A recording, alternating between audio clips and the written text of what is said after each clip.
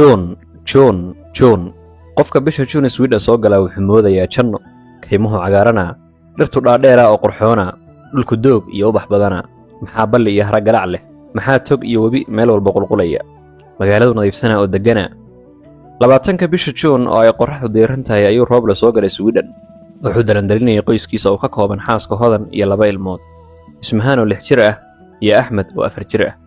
waa 40 jir miyi ku barbaaray 10kii sano ee uu dambeeyayna ahaa askari bileys ah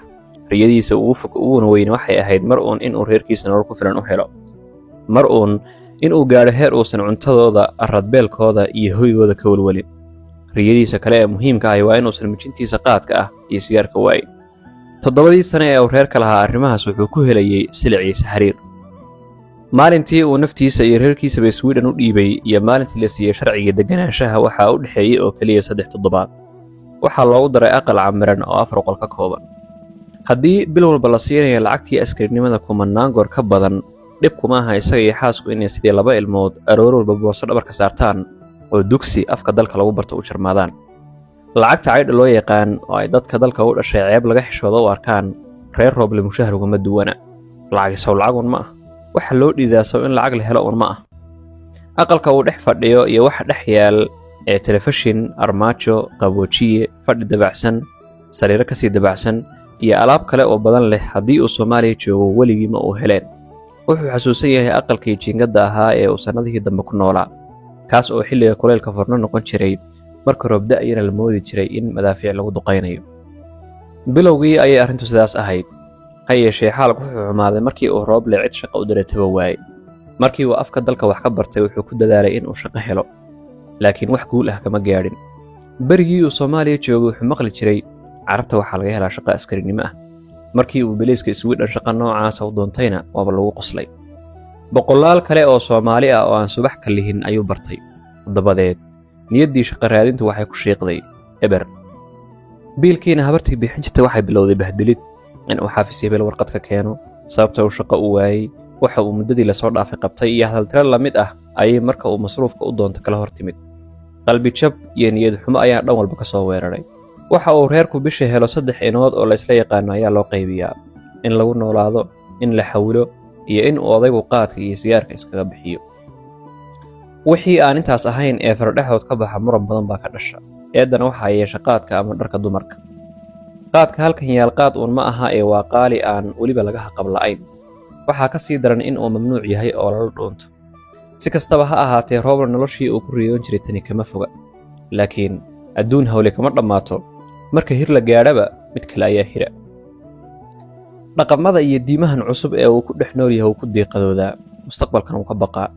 wanaagsana qof nabadan iyo noloshan dilkiisa ku helay wuxuu xasuustay heesta geel ay ahayd meel burcawsa leh oo biyo u dhow baadidoonyo biciid kuba wa sabtida iyo xadda carruurta wuxuu geeyaa malcaamad yatiisana markii ay 7 jir gaadhay ayuu xijaab kurka u daboolay isaguna wuxuu bilaabay salaadan cabsi ee baahayn ee cabsida dunida ah haddii uu alla ka cabsanayo wuxuu iska dayn lahaa qabyaaladda xanta xasadka iyo qaadka xaaska wuxuu ku dirqiyay in ay tukato oo xijaabato kadib markii uu arkay ama maqlay naaga dabagaab qaatay oo gaambiyaan iyo caddaan gacanta qabsaday intaas ayuu qoyskiisa bale xijaab uga dhigay dunida wuxuu ugu necab yahay naagaha ay hodan telefoonka kula sheekaysato marna booqato ama iyaguba soo booqda xataa waxaa ku jira kuwa caddaan ah inkasta oo uu jecel yahay inay guriga fadhido haddana aad ayuu u necab yahay telefishinka iyo waxa daran ay ka daawato sida Glamour, Dallas, Ride Rate iyo wax la midka ah rooble ma oga in uusan isku heli karin xaaska inuu guriga ku hayo iyo in ay ahaato qalanjadii dhubnayd waa taas jeer la ekaatay kadib markii ay nolosheeda ku koobtay jikada telefishinka iyo sariirta isla markaa guri fadhigu kama horjoogsan inay u fikirto una dhaqanto sida dumarka kale durba waxay caado ka dhigatay haddii ay wax isku khilaafaan inay tiraahdo jaalle halkan waa Sweden ujeedadeeda si fiican buu u fahansan yahay wuxuu yaqaanaa rag gurigoodii laga eriyay oo dibadyaal ah iyada oo qiil looga dhigayo weedhaas habaarkii qabto marka ay carruurtu sii korto xaasku sii ilbaxdo isaguna sii weynaado rooble waxaa ku sii bata cabsi iyo walwal habeenna dhowr ayuu ku riyooday isaga oo gaboobay oo guryaha raqayaha lagu tuuray habeenna kale wuxuu ku riyooday bileys loogu yeedhay oo aqalka ka saaray habeenna kale wuxuu ku riyooday iyada oo intii uu maqnaa albaabka furaha laga bedelay markii uu garaacayna laga furi waayey oo dibadda baraf ku helay sidaas oo ay tahay gurigiisu guryaha uguma khilaaf badna ee isaga ayaa shaydaan wadnaha u galay naa ismahaan waa ma waxaanaad gashan tahay ha ku bixi sidaas ee wax dhaama qaado sidaas ayuu Rooble maalin maqlay xaaska oo curadooda 18 jirka ah kule ismahaan oo albaabka ka sii baxaysa ayuu kor u eegay mise waxay gashan tahay mara lowyaha joogta oo faraqyo leh sidii ay dhul xanan badan ari ku raacday hadalka hooyada dhag uma ay jalaqsin joogna uma celin ee waa iska baxday dhanka kale ayuu eegay mise waxaa taagan Axmed oo 16 jir ah isaguna waa kaas fanaanada habacsan oo hooyadii ka sii weyn iyo wax surwaal u eg oo miska hoos uga siibtay ku dhex jira waa kaas faraha bircad ku taxay qoortana gashaday kuul leh midabyada calanka xabashida iyo silis carabkiisu yahay khayradda Afrika oo iyaduna leh isla midabka hore timaha in uu jiro abashan la yadiid oo waxa uu raamaystay sidii qof waalan waqti baas dheereeya muxuu xiimaya dadkan miyaanay ahayn labadii shalay ciidiga ahaa war Axmed maxaa siliska iyo kuusha ku xidhay dumar baata isla yaab oo waxa iska bixi suwaalkan xun ee ka dhacayna iska turo wax kale gasho aabbo wiil eegyahay haddii uu kula eegyahay muxuu kaga dhacayaa sidaas baa loogu talagalay bal wuxuu ku hadlay dhegeysta sidee loogu talagalay inuu ka dhaco ma iga dhacayadee war ma iga dhacaya lahaane waxa iska bedel oo yaanan dib kugu arkin timaan xun ee lagu moodo qof waalanna galabta iska soo jir may maqlaysaa Axmed wuu xanaaqay oo inta uu qolkiisa iridka xidhay muusiga cirka ku dalaacay muusig lama moodo ee waa buuq sawaxan iyo qaylo badan oo ka soo baxaya dad aan laga garan waraabayaal rag kala boobay Rooble hore ayuu wiilkiisa wala qoostay waxaas dhageysigooda inuu iska daayo lama noolaan karo haddii uusan habeen iyo maalin dhagta ku hayn marka uu ku canaanto bal maxaa heesihii afkaaga ku diiday yarku calaacasha gacanta oo ay faruhu fidsan yihiin inta uu sidii neef ragaaday hoos u laalaadiyo ayuu ku jawaabaa waxaas waqtigoodii waa dhammaaday haa wuxuu la mid yahay hooyadiisa caadaysatay jaalle halkan waa Sweden guriga Rooble waxaa ka bilowday gadood uu wax badan maskaxda ku hayay waxaa bilowday amar diida toos ah carruurtu waxay afcad ugu sheegeen dad waaweyn baan nahay ee hana xukumin islaantuna waxay ugu digtay diktaatoornimadada waan ka daalay cagahayga dhig taa waxaa xigtay dharbaaxo kulul oo hodan indhaha ka cuskatay dabadeed 4 habeen iyo 4 maalmood ayuu Rooble dibad wareeg ahaa oo cid kala dulsaar ku ahaa kadib markii bileysku qaadka qabtay ee aqalka dibadda uga tuuray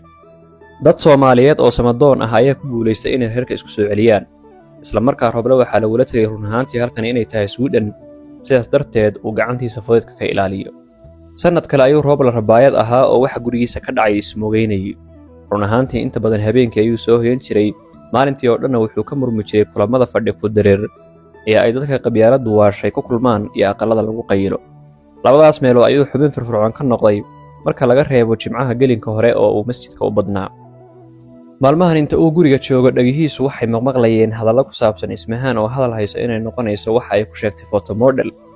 inay sida iimaan iyo ways u caanbixi doonto oo lacag iyo magac yeelan doonto wuxuu maqlayay inay tijaabadii koowaad ka gudubtay waxaa maskaxdiisa ka soo miirmay kuna soo xumay sawirradii ku kaydsanaa kuna saabsan waxa ay yartu ka hadlayso naaga dhaadheer oo qaawanaan u dhow kuwaas oo si aan dabiici ahayn isu jijabinaya oo dad iyo kamera badan hormarmaraya ayuu xasuusta ka arkay waradiisu noocaas ayay rabtaa inay noqoto naxdin baqdin iyo niyad xumo adduun oo dhan ayaa soo weeraray maxaad yeeshaa dhulka loo daloolida ma dishaa iyo weliba walaalkeeda heryada xun iyo xataa habaar qabtada dhashay maya Rooble mashaqada caqli ku xalli ismahaan soo ma ogi waxaad sheegaysaa inay diinta iyo dhaqanku diidayaan soo ma ogi inay ceeb iyo shardarro inoo keenayso sawma maya ma ogi waxaan is ogahay faqrigu inay ceeb iyo shardarro yahay bal arag nolosha aad raalli ku tahay caydh baad ku nooshay annagana nagu koraysay haddana shaqo lacag iyo magac lagu kasbaday ayaad ceeb ku sheegaysaa aabe haddii aan caydh idinku koriyay maxaan idinka hakaraday dhulkeenna markii aynu joogin dhiidkayga ayaan idinku quudin jiray ee dhulkan qalaad cid shaqa iga ogol ma aragtay waa maxay magaca qaawanaan lagu kasbadaa noloshiisa lacagun ma ahay soo inaynu wax kala xiriirno ma ah soo inaynu waxa uu qadarku inoo qorsheeyay ku qanacno ma ah adigu haddii aad ku qanacsanay ku jir laakiin anigu nolol xun oo aan ka bixi kara kuma qanacayo cabbaar ayuu muran dusha ka qabo hoosna dab kaga baxay la sii waday sida uu u xanaaqsan yahay haddana isu dejinayay isaga ilaahay unbaa og iyada uunuma xanaaqsana ee waxaa kaga daran habarta jaan oo intii ay gabadheeda u caqli celin lahayd xumaanta ku dhiirigelinaysa labada waxaa kaga daran allaqabiga walaalkeed ah ee aad moodid in uuna reerkaba ka dhalanin goorma ayaa la arki jiray wiil sharafta walaashiisa xilba aan iska saarin maalmahan ayuuba u daran yahay oo sidii gabadh guurdoon ah dhagaha dalooshaday oo weyse aqiya ka lulay Rooble sidii uu dooda u dejinayay mar kaliya jiban ku dikadeen wuxuu is arkay isaga oo nabar daydayanaya maya iskaga dhex bax albaabka ayuu boobay wax yar kadibna wuxuu ka murmayay fadhi ku dararkii uu macmiilka ka ahaa si uu balaayada haysatay isu ilowsiiyey. miiska uu fadhiistay wuxuu u doortay laba fadhiye oo ay iscaayi jireen. waxay haysteen sheeko deggan. markii uu salaamayna inta ay si qabow uga qaadeen ayay sheekadiisii wateen. maantana meesha uu ka weerari doono uu ka soo fikiray. erayada uu sida xabadda ula dhici doonana uu soo urursaday. intii shaaha uu dalbaday loo soo siday labada kalena sheekadooda gaarka ah gunaanadayeen, wuxuu isku madadaaliyey warqado kuwa wax lagu xayeysiiye ah oo miiska saaran. 2 baal oo aan macno lahayn. markii uu rogay kii saddexaad wuxuu kala kulmay arrin ay indhihiisu diideen, maskaxdiisuna rumaysan weyday. waxaa ku sawiran ismahaan oo aan calal naasaha kaga maran iyo mid gumeerka kaga dabuuran mooyee aan shay kale korkeeda saarayn. malaha iyadii ma ah, walle waa qudheedii. rooblow magacaabba, tanina ma kuu dambaysay. wadnaha ayaa garaaca xoojiyey oo shaqada dadejiyey. sidii qof aad u soo ordayay neef culus iska gurtay. dhidid qabow ayaa dhan walba uga qubtay. wejiga waxaa ka fuushay labeen guuldarro. caddaankii indhuhuna wuxuu isu rogay xinjir. wuxuu mooday dadka makhaayadda jooga oo dhamme inay farta ku soo wada fiiqayaan oo ku qoslayaan. laakiin 20-yada qof ee meesha fadhiyaa si aan lagu aqoon ayay hoos ugu wada hadlayaan oo degganaanta Soomaaliba lama moodo. ileen maantaba sheeko iyo qosla aan qaawanaanta ismahaan ahayn lama haynin. warqadihii uu sawirka ku yaalay inta uu si dhuuban isugu laabay ayuu la kacay, oo isaga oo aan shaah cabbin, lacag ka bixin, albaabkii uu ka soo galay dib uga baxay. ma warwareegin ee gurigii ayuu isku sii daayey. labadii dumar ahaa oo fadhiga isugu hambaliyeynaya, sawirkii edebta darnaana dhabta ku haysta ayuu u galay. dharbaaxo aad u xoogan oo aan xataa qof la necab yahay loo quudhin ayuu ismahaan oo kicid u hollatay dheg iyo dhafur ku fujiyey. iyada oo dalambaabi ah markii ay dhulka ku dhacday ayuu damcay inuu dul tago oo sii garaaco. laakiin hooyadeed ayaa gacmo waaweyn haddana itaal daran kala hor timid. iyadiina dharbaaxatii hore ka daran ayuu ku masaxay. waxayna ku dul dhacday yartii oo weli kala daadsan. feedh, dharbaaxo, laad, jilib iyo wax kasta oo uu awoodo ayuu labadii qof isu dabamariyey. iyaguna intaa waa ay qaylanayaan oo qaniyo iyo xagtin intii tabartood ah isugu hiilinayaan. rooblow wuxuu ku miirsaday katiinad laba diblo ugu geegsan iyo koox beliis oo ku hareeraysan. dibadda ayaa loo saaray. intii dumarka dacwadda laga qoraynay isaga waxaa lagu hayay baabuurka beliiska gudihiisa. 9 bilood oo xabis ayaa lagu xukumay inuusan weligii reerka agtooda iman. markii uu xabsiga dhammaystayna waxaa la dejiyey aqal gooni ah.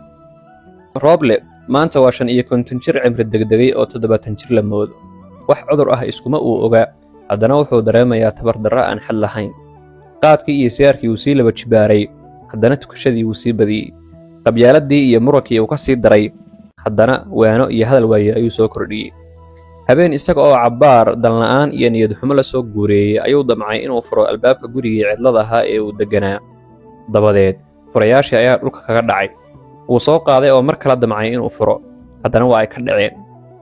markii saddexaad ee ay ka dhaceen ayuu guddigii ku dul dhacay, wuxuuna bilaabay oohin. murugo iyo caloolxumo ku gaaxday ayaa mar keliya ku wada godladay.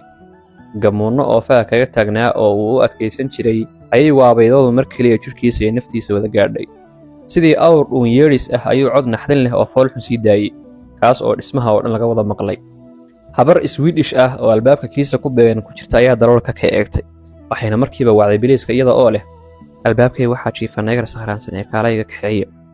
laakiin ma ahayn neegar sakhraansan. wuxuu ahaa nin Soomaaliyeed oo ahaan jiray geeljir aad isla weyn, mar kalena ahaan jiray xidigle biliis ah oo naftiisa u hanweynaa. wuxuu ahaa nin gumoobay oo ka mid ah ummad gumowday.